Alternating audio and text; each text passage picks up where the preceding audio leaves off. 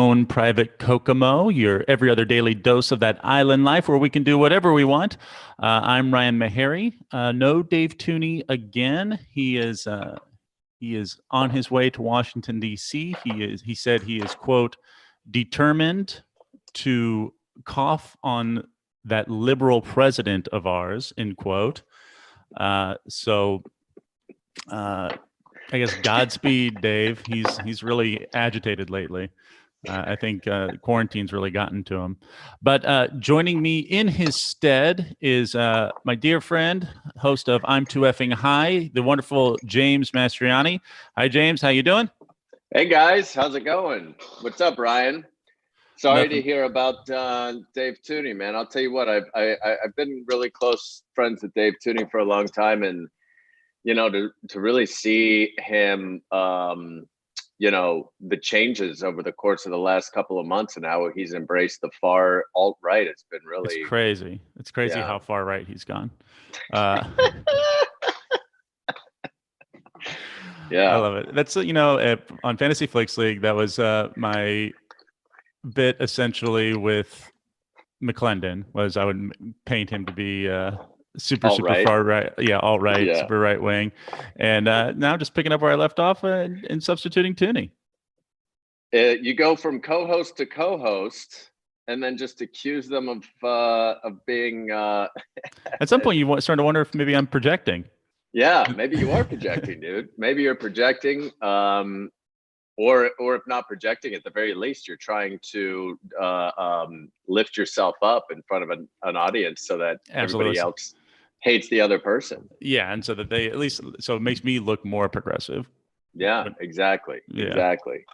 When, Thanks for in having me actuality, on. Cheers, I'm a buddy. proud centrist Democrat. You're a real Klobuchar man. That's right. You better believe it. Future VP. As you can see, James is partaking in some legal drug use. I asked James to come on today because I was in the mood to tell some drug stories. I know Hell yeah. James has one of my all-time favorite stories in general, and also a drug story. I've got some good ones. A couple to choose from. And so, I thought we would sit back. It's Friday, relax, Hell yeah. laugh at some good old drug stories, and have that launch us into the weekend. So before we get to the drug stories, can I plug something real fast? Yeah, please. Since we are doing drug stuff here, anybody watch it, check out I'm Too Effing High tonight at 8 p.m. on the YouTube UCB comedy channel, I guess you would say. I think it's youtube.com/UCB comedy. I think so. Yeah. At 8 p.m., we've got a great show. We've got the Stoners versus the Sobers. If you're not familiar with the show, we get comedians high and have them do comedic challenges. And tonight we've got 6 incredible comedians that are going to come on. We've got Devin Field, Jacob Wysocki, and Zach Oyama. They're the Stoners, and then the Sobers are going to be Ego Wodim, Carl Tart, and Patrick McDonald. It's going to be super fun. We've got some great stuff planned. So what's it going to be? Stoners versus Sobers. So like they're going to all do like the same kind of comedic challenges, and in a ballpark, yeah. And and one of them is not going to be just a comedic challenge. We also have kind of like, because we do 2 shows a week now. Yeah. And our Tuesday show is a little bit more talk show. Tuesdays at 6 p.m. On tooeffinghigh.com. And then our Friday shows are more of like a game show. So, right. We're gonna have them, we're gonna do some comedic challenges. We're gonna fuck with their brains a little bit, see how see how I guess like flexible their brains are. Absolutely. I want to see that brain flexibility. Absolutely. Can you do the brain splits? Oh, I wish. My brain used to be way more flexible when I was younger, and it is definitely stiffened up over the years. Like the lower back. Absolutely, man. Yeah, you and I, we both have our back issues. I've been doing yoga the last couple of days. And me too. Yeah, how you liking it? How much are you doing? Like how long are you doing it for? Not much, like 25 minutes. No, yeah. See, I'm doing like 10 to 15. Just more as like a stretch before, a real workout. Yeah. I haven't been working out at all this week. I tweaked my back. We talked the other day, and I told you about it. And it's getting a little bit better, but I've been like so scared at 36 compared to like, you know, when you're younger, you feel a little pain or something, and you go like, oh, I'm fine. You can walk it off.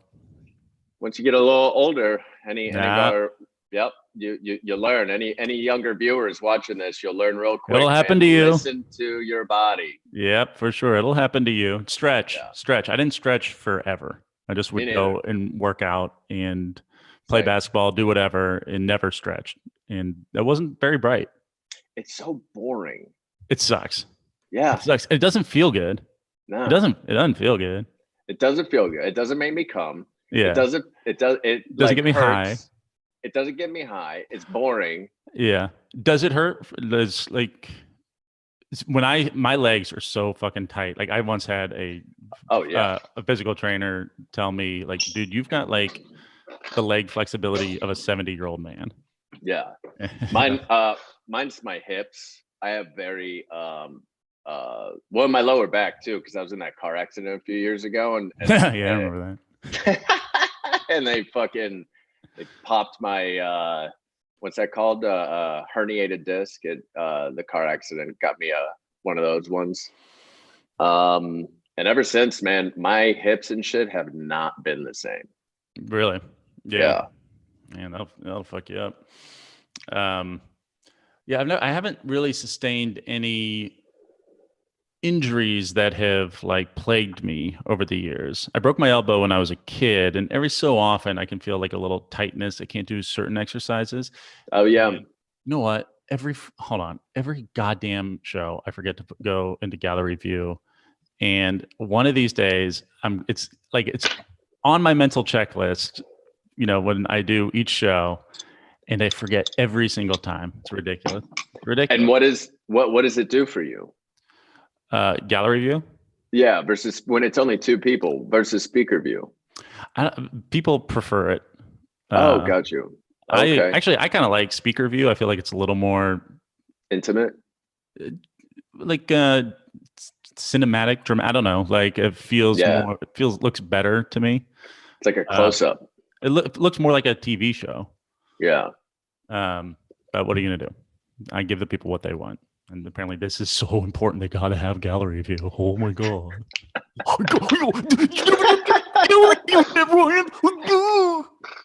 mean, not that anyone's said anything today. Mailman's dropping off another letter from another enraged fan. Yeah, for sure. Enraged fan. That is such a thing. Like, I'm a huge fan of this thing. I get enraged and I complain about it all the time. But, yeah. Anyway, let's talk drug stories. Talk drugs. I want to save your story. We'll do yours second because yours is great. Cool. It's definitely. I have a quick question for you, just to start us off here, right? Mm-hmm. When we talk drug stories in general, like maybe we should tune our audience into the range of drugs we're talking about. I mean, I would like weed. I'm not counting weed. Okay, not counting weeds. Does anyone even have like a great weed story? I mean, I guess the one I'm thinking about telling is kind of a weed story, but not really. I think I might know what story you're going to tell. I got one or two, and one's my first time doing mushroom story, and I don't want to give away too much what the second one was, but it involves smoking weed. I know the second one. It's a great story. Which one do you think I should do? The second one. Yeah. Okay. All right. So I would say the range of drugs we're talking about here, not weed really. I don't want to give away kind of which one I did in my story, but mushrooms, cocaine, acid, Molly, whatever, what have you. Right. The real drugs, the fun. What's drugs. the hardest drug you've ever done? I guess it would be. I mean, I technically did bath salts once. I know. That's why I asked you that question, because I was with you. I bought what I thought was Molly for Coachella, and I tested it to make sure that it was, pure and good and what it was supposed to be, and it wasn't. But that didn't deter me. I tried it for the for everyone. It's like, here, I'll try it. I'll be the guinea pig, and it was not fun. It was super intense and speedy and like just not a good time at all. And this was years ago. This was like, you did it too, like right at the height too, because I feel like it was within a year of when that dude in Florida ate that person's face. Yeah, and by the way, I should say that the thing that I took fell under the umbrella of bath salts. It wasn't like that kind of bath salts. I don't believe. It was a different type of bath salts. So lest anyone get the idea, the thought that that's what I would do. But that stuff wasn't fun. My jaw hurt for the next 4 days. It just like it was just like clinched the entire night, and then the rest, like I couldn't eat pizza. Just like everything hurt so bad. I couldn't eat pizza. Chewing food was near impossible. It was like, it felt like I had just had surgery on my jaw or something. It was in recovery. Yeah. But anyway, so those are the drugs that we, that kind of ballpark of drugs. Oh, what's your hardest drug that you've done? Probably, I mean, at a younger and stupider time in my life, probably the dumbest thing I've done drug wise is snorting OxyContin. Was it rad?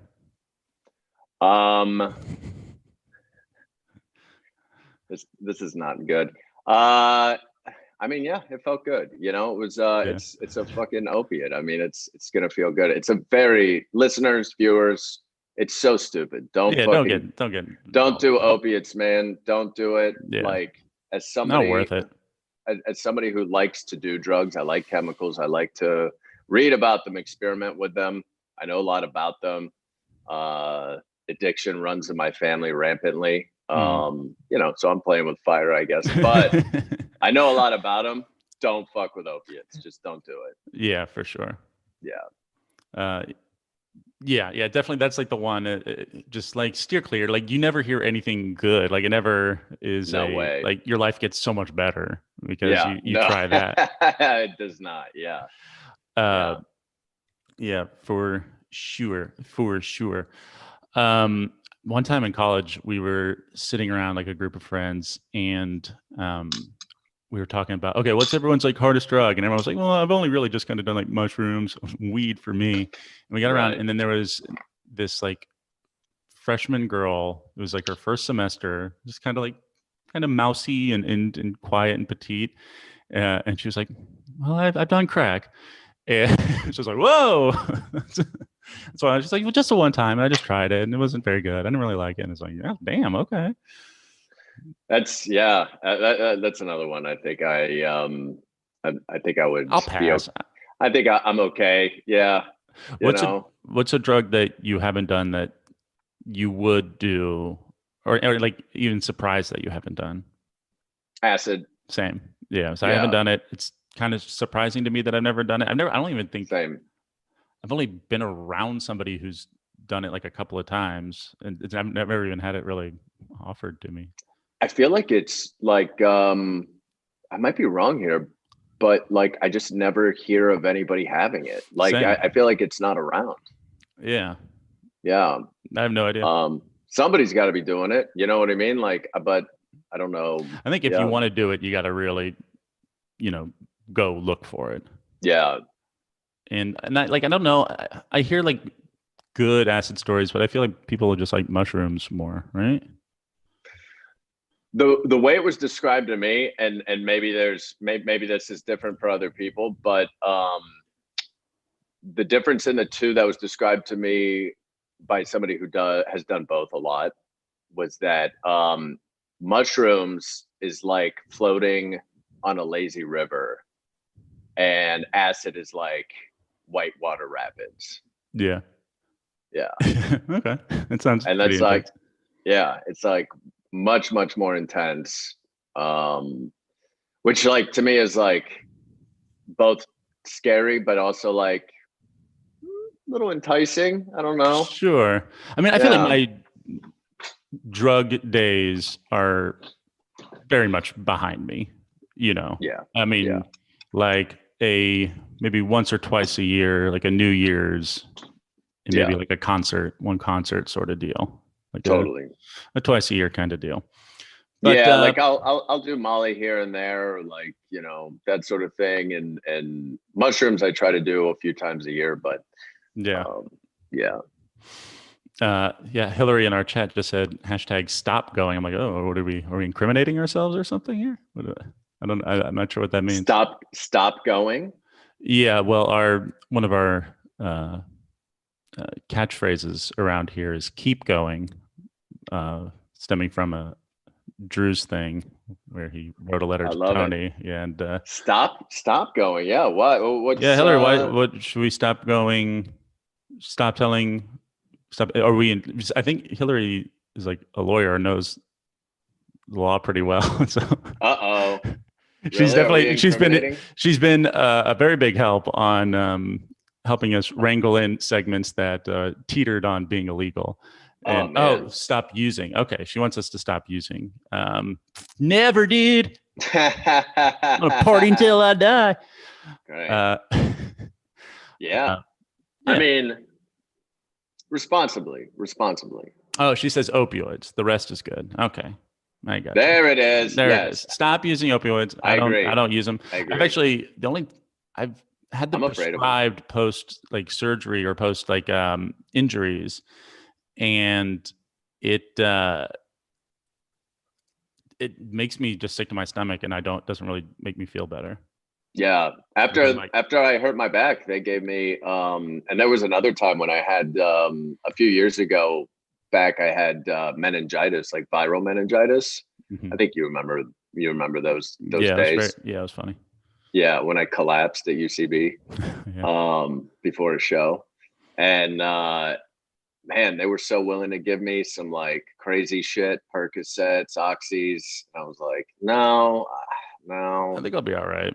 I think I can get through this with weed and ibuprofen, you know? Yeah. And I did. Sure. And I did. You did it. You came out. You came out stronger for it. And not it fucking sucked. It's painful. It sucks. Yeah. And I'm not saying some people don't need it. I'm just saying, for me, I try not to. Yeah. Avoid if you can. All right. Let's talk our drug stories. Yeah. Drop it, Meharry. Drop it. Ready drop to the story. Drop my story. Okay. Yeah. So the one I'm going to tell was it was in college.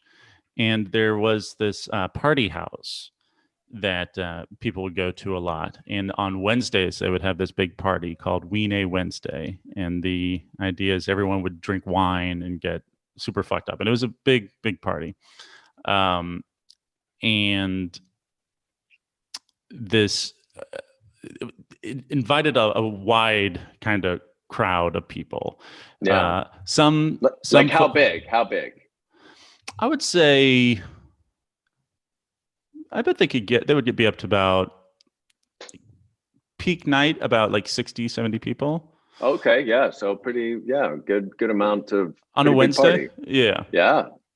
And so, yes, there would be, it'd cast a wide net, invite a lot of different types of people in. And some folks were less savory than others. So one night I'm hanging out in the kitchen and this guy like talking with a group, and he says to me, I never met him before, didn't know who he was. And he's like, do you want to go smoke some weed? And I'm, yeah, sure. Okay, let's go. And so we go down into this basement and he packs a bowl on a bong and he goes, he's like kind of like a awkward sort of dude. He's like, you may have the green hit first, my friend, or the green hit if you'd like. And it's like, okay, sure. And so I take a hit and it's like good. I feel it right away. I pass it to him. He takes a hit. He passes back to me. I take another hit, and then I go to pass it back to him, and he goes, "No, I'm okay. I'm okay. You go ahead." And I was like, "Oh, all right." And so I take one more hit and sit it down, and we're talking for a second. And he goes, "Oh, just so you know, I mean, there's opium in there, right? And like, and like the moment he says that, everything just goes like, woof, woof. And and by that point, like I was already kind of fucked up, like pretty drunk and had smoked weed earlier. And so all of a sudden I just like my just body shut down, brain going 100 miles per hour. Like everything is I'm super cognizant of everything going on around me. I know where I am, but I cannot move. And I get like into this single position where I'm like, you can see it. I'm like, and like holding my head. I know that fucked up position. Yeah. And I am just pouring sweat, just drenched. But I fully aware what's going on. It's like, oh, dude, you were so fucked up. This is the worst. You're sweating. Yeah. I can hear all the like conversations around me. I hear people say, "Hey, is that dude all right?" And like a guy was like, you're looking around the room hoping they're talking about somebody else. No, yeah, absolutely. It's like, God, I hope there's someone else who's like way more fucked up. I just can't see behind me. And so yeah, I'm like drenched in sweat. Eventually, at some point, everyone just leaves me there, and I'm alone in the basement, and out of nowhere, just vomit, just shoots out, just vomiting super hard. But I still like, it all comes out. I still can't move. Like I feel like no matter how hard I try, like, I physically cannot move. And the vomit is where? It is. It didn't get really any on me. I was able to like kind of lean over a little bit. Like the vomit carried me a bit so that I could kind of shoot it next to me. Okay. But it's on the floor. It's on the floor. And then I'm just, I kind of like, I throw up and I'm back to this. And so I'm just like sitting there and being like, God damn it. I just threw up. It's, this fucking sucks. It's like after a few minutes, I hear people talking kind of at the top of the stairway, and that it sounds like they're about to like come downstairs. And I'm like, fuck. I don't want them to see the vomit. Right. And so there is like I noticed that there's like a folded up cardboard box, a broken down cardboard box. And so I managed to like lift my arm up and take it and just kind of push it over and fold it on top of the vomit to cover it up. And I remember like, you got to make sure nobody moves it. I, with my arms, pick my leg up and like, and like put my foot on top of the cardboard box and then go right back into that same position. And so these guys come down and they're like, is he okay? He's like, yeah, he's fine. Don't worry, he's fine. Like I could be dying. Nobody, these medical professionals, this person who hasn't moved a muscle in 3 hours is like, he's fine. Don't worry about it. He's okay. He's good. It had been a long time. It had to have been like I was down there kind of like in that state. I would say at least an hour. I'd probably wager like an hour and a half. Just that kind of like gone. It was a long time. And so these guys are like just getting high and talking, just ignoring this 6'5", just drenched in sweat dude. Man. Like, whose eyes are like wide open and probably like bloodshot and just like all pupils just completely dilated. And so they're like having this conversation, and like out of nowhere, I snap out of it, and I'm just like, "Oh yeah, no, I know what you're talking about. I've been in the exact same situation or whatever it was that they were talking about." Like just in a moment, it all kind of just sort of went away. Like I mean, I still kind of like felt fucked up, but I could like move again and felt like I could talk. Weird. It was weird. It definitely happened like in a flash. It felt like it was something. They said something in a conversation that triggered something in me that I could like talk about. Right. I was able to just kind of shook me out of it.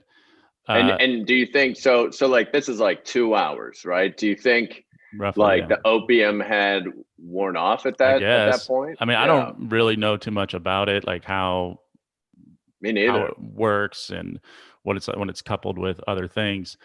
But so then like have like a conversation for a while. The entire time my foot is still on the cardboard box, and eventually these guys leave. There's like a mattress down there. I go to like lie on it for a while and just try to chill out.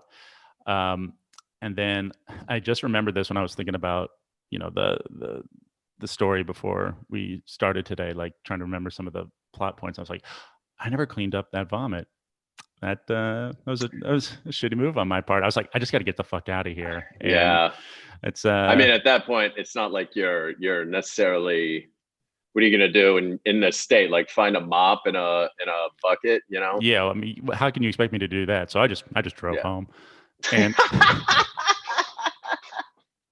did you really? Oh, man. Not my fight. I mean, hey, what are you gonna do?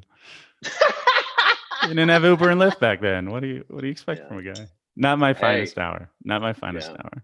Well, this is a no one got hurt. Hey, as long as no one gets hurt, story, man. Yeah, it's a drug story. But yeah, so that was my one and only dabble with opium, which was not something I'd even intended to do. Man, that's crazy. That's crazy. And that's another one that I feel like you never hear about anybody doing or having is opium. Yeah, right. Like what is it? It's like 1800s. Yeah. Like San Francisco. Like what are we? Totally. Opium always just makes me think of that Johnny Depp movie where he was like a weird murder detective in the like 1800s. Oh, From Hell. From Hell, yeah. Yeah, that's kind of what I was thinking too. Like he was looking for Jack the Ripper. Oh yeah, that's right. He was. Yeah, he was looking for Jack the Ripper. That's right. Yeah. Yeah. Yeah. That's who just sits around and smokes opium? Yeah. Right. I think Sherlock Holmes smokes opium. So that's my drug story. All right, let's get to the main event. This is James's drug story. I was there. I was with James when this all happened. You were, yeah. So every so often I might pepper in with like a couple of my own sort of yeah, for sure. Perspective during all of this. Yeah, but you probably remember this. Yeah, I will let you take it away. Okay, so this is a story about this is the worst mushroom trip that I've ever had. And so it probably was about 8 years ago. Me and Ryan and another couple of our friends decided that it would be really fun if we went to Disneyland and did mushrooms. Makes a lot of sense when you think about it. A lot of big fun cartoon characters and colors, great visuals, visuals, and happiest place on earth. But there's also other things that I guess I didn't consider, like feeling nauseous at a park with thousands and thousands of people and like all that sort of stuff. So we eat our little mushroom sandwiches in the parking garage beforehand. Oh, how did we eat them too? We did not eat them. I remember mine was with peanut butter. Yeah, we put it that's always the thing. People try to put like mushrooms with peanut butter and they're like, that's a great way to do it. And it's like, that's the fucking worst way. The texture is awful. Agree. The peanut butter sticks to your mouth. So then you've got like bits, like chunks of mushrooms sticking into your mouth and you're like having to like move it around with your tongue and just get it down. Honestly, the way I've found that I really like is like just toss them in and then immediately toss in some pineapple and it masks everything. It's a great one. And you just got to fight through the texture. But anyway, so yeah. Also the citrus and the vitamin C ups your trip. Makes your cum taste better too. Mm-hmm. That's the urban legend. I think that's an urban. Maybe it's true. I don't know. Yeah, I'm not sure. Pineapple makes your cum taste good. Potato skins makes your cum taste like potato skins. That's the real urban legend. Yeah, that's the real urban legend. Okay, so we eat the mushrooms in the parking lot. So We eat the mushrooms in the parking garage, and I remember as we're entering in the park, like I'm at a 10. I feel great. Like I'm not tripping at all, but I'm just really excited. I'm happy to be there. It's a beautiful day outside. You know, and we got the tickets for free from this woman that we kind of like knew, and she was a what do you call it? An Imagineer, right? Yeah, I think so. Or she worked kind of like in the Imagineering department. Yeah, yeah. And so she started off, this is where my anxiety started, was she started off kind of like showing us around a little bit. Yeah. And can I give can I interject real quick here? Yeah, please do. I think it should be noted that she was beautiful, like stunningly beautiful. And I think we all had a crush on her, right? Totally. Yeah. All of us were just like, yeah, beautiful woman, works at Disneyland, really smart and talented. And like, I think all four of us were kind of intimidated by, or at least felt a little bit intimidated by her. Right. Which I think added to like, you know, in my head, I didn't want her to know that I was on mushrooms because I was afraid maybe she'd think it was rude. Same. We did not tell her. She was getting us into the park for free. Yeah. And we did not inform her that we were fucked up. Yeah.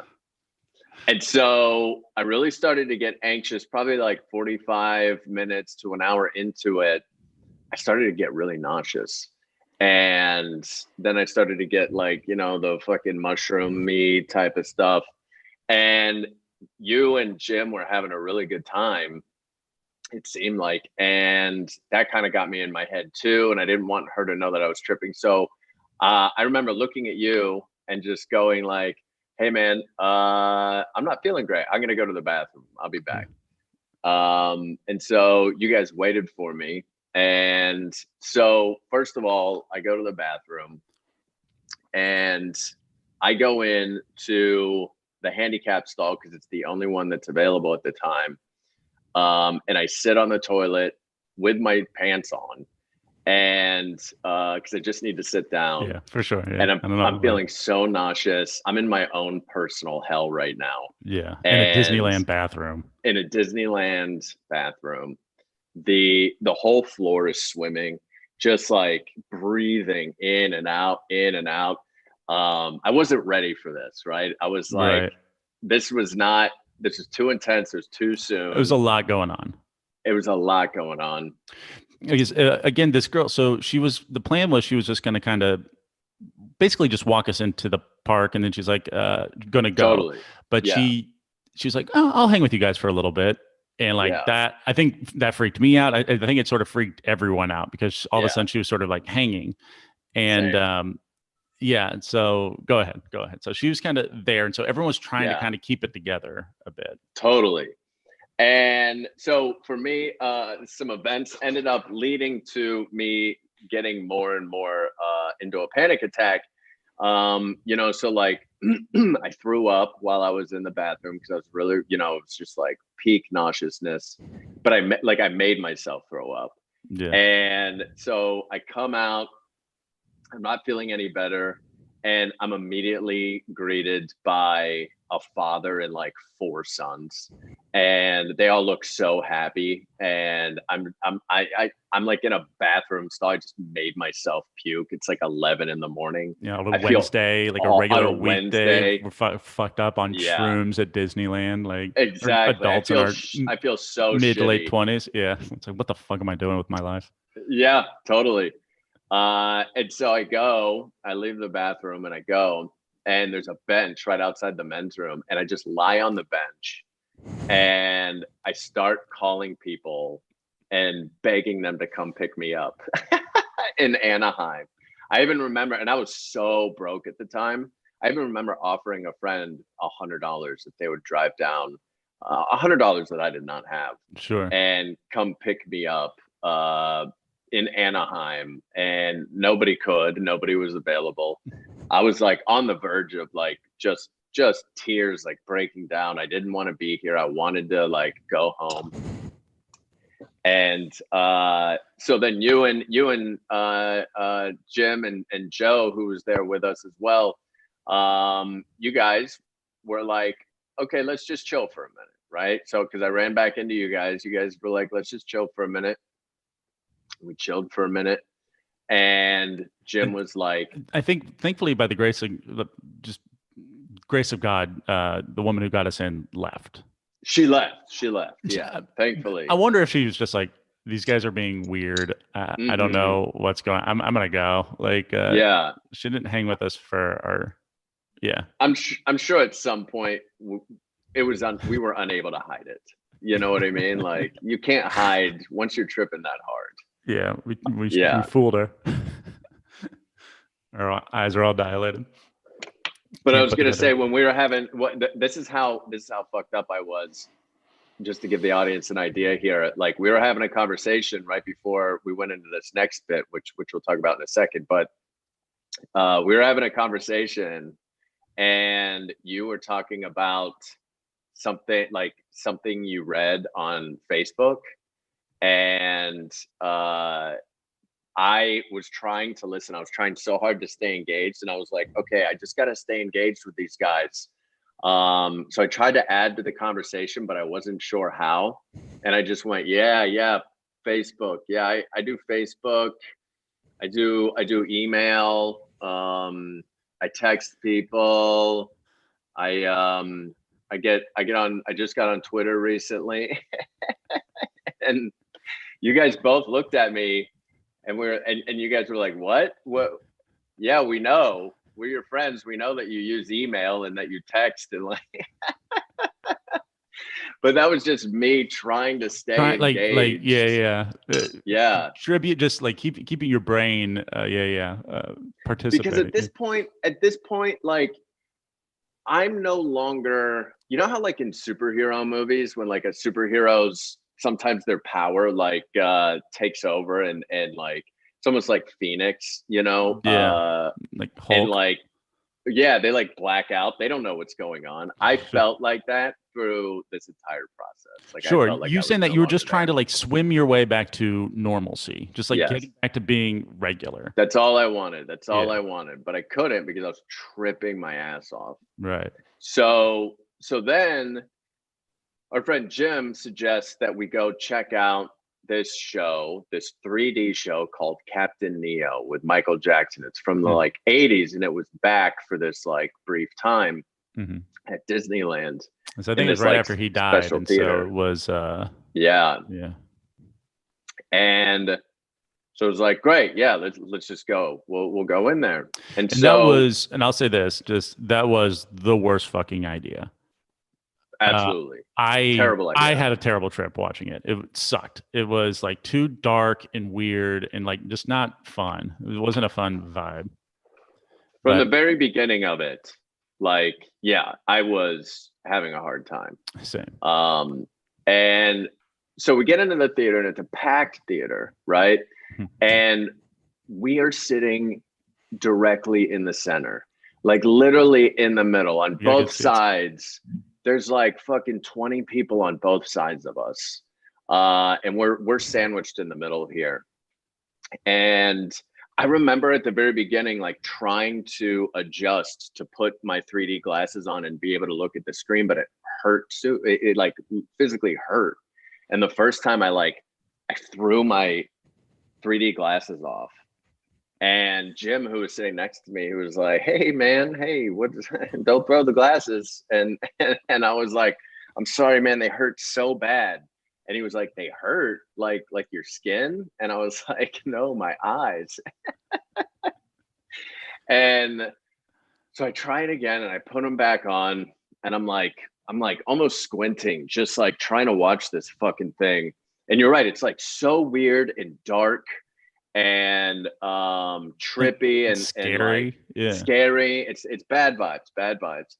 And at one point, there's this giant boulder flying through space, and it's speeding up, and it's, it's 3D, so it's like heading for us, and it quickly like thrusts forwards. And I don't know what, again, I'm the Hulk. I'm the Phoenix at this point. I'm not myself. And I just yelled, "You're done, Rock!" And looked away like that really fast. Just went, "You're done, Rock!" And of course, everybody around me is just like, what? Fuck. Yeah. And I remember you and Jim kind of laughing. And I don't know if you guys thought I was doing a bit or not, but it was just 100% pure fear. It was just pure fear. And so at this point, I'm like really, really, really freaking out. And I'm like, okay, I'm hanging out with friends. They're comedians. I'm a comedian. We like to joke around. Maybe I can turn this thing around if I can tell a joke or something and get my friends to laugh, right? And so Michael Jackson is on the screen, but it's 1980s Michael Jackson. And 1980s Michael Jackson is he's darker skinned, right? And so in my mind, I thought it would be funny to point out that he doesn't look like this anymore and that he's unrecognizable from modern day Michael Jackson, old Michael Jackson, right? But I'm tripping. And so my joke writing skills aren't necessarily at their sharpest. So maybe it still wasn't a thing that needed pointing out. Probably not. Yeah, it probably didn't need to be pointed out anyways. But I thought that maybe I could point that out and get a laugh. But instead, I turned to you guys right as just like the most quiet part of the fucking movie happens. And I loudly say, "Hey, who's that black guy?" Which makes everybody look. Yeah, right? At that point, you've got everyone's attention.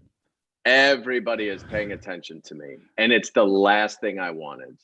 And so I'm looking around and I'm seeing an audience of families and people looking at me. I know what I just said. I heard what just came out of my mouth.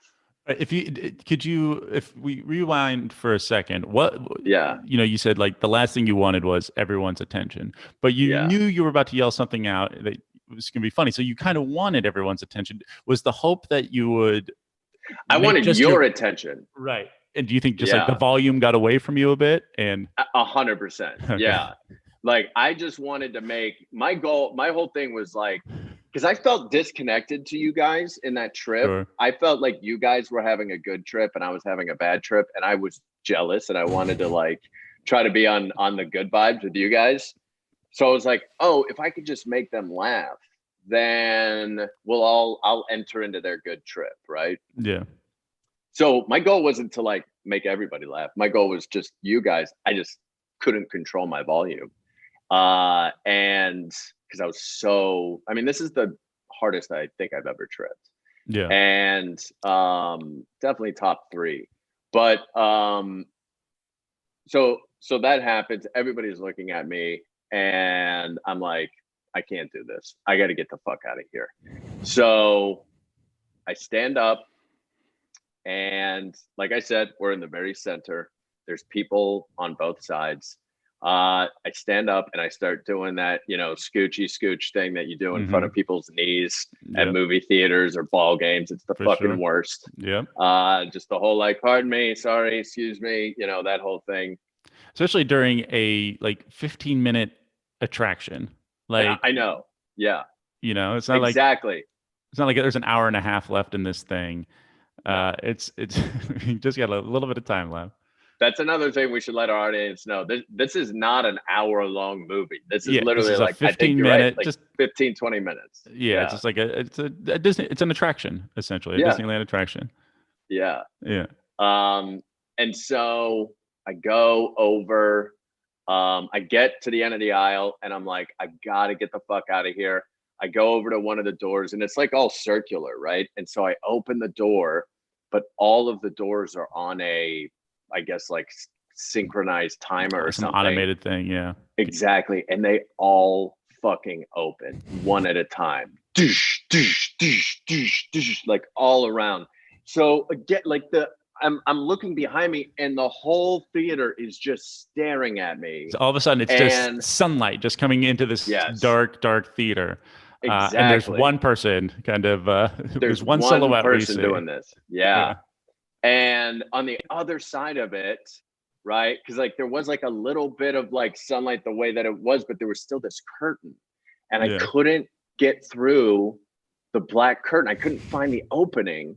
And I'm freaking out by this point so fucking bad. I just get on the ground and I go underneath the curtain like a child, feet first. And on the other side of the curtain is daylight, is like the outside, right? And so I go underneath and I stand up, and literally I'm face to face with a security guard. And the security lady is like, you know, and I've got my 3D glasses on my head, and the security lady is like, "Whoa, excuse me, sir, what do you think you're doing?" And I look around and had this really quick moment of clarity where I somehow came up with the perfect excuse, and I was just like, 3D gives me motion sickness. I think I'm gonna be sick. And she just goes, "Oh my goodness, it happens all the time. The men's room is right over there. Give me your 3D glasses." And so I gave them to her, and I went to the men's room. When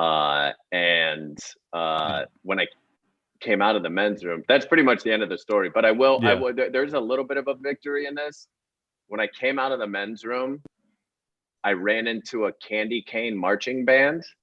Yeah. Walking down the street, completely on a dime, changed my trip, and the rest of the day was beautiful. Great day. Yeah. Yes, for sure. I like, for whatever reason, the moment we got done with Captain EO, like it felt like my trip was over. Yeah. And I was like kind of bummed that like the peak of it was spent going through that ordeal of a movie. Man, that just, it was not a fun viewing experience on shrooms. But I think too, like, I don't know the science behind this, but like, man, I would never ever trip and do 3D ever again.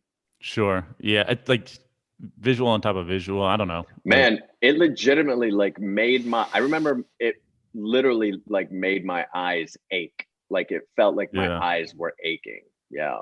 Yeah. I mean, I don't know. Maybe something about like that 80s 3D that was just like it's kind of crappy or something.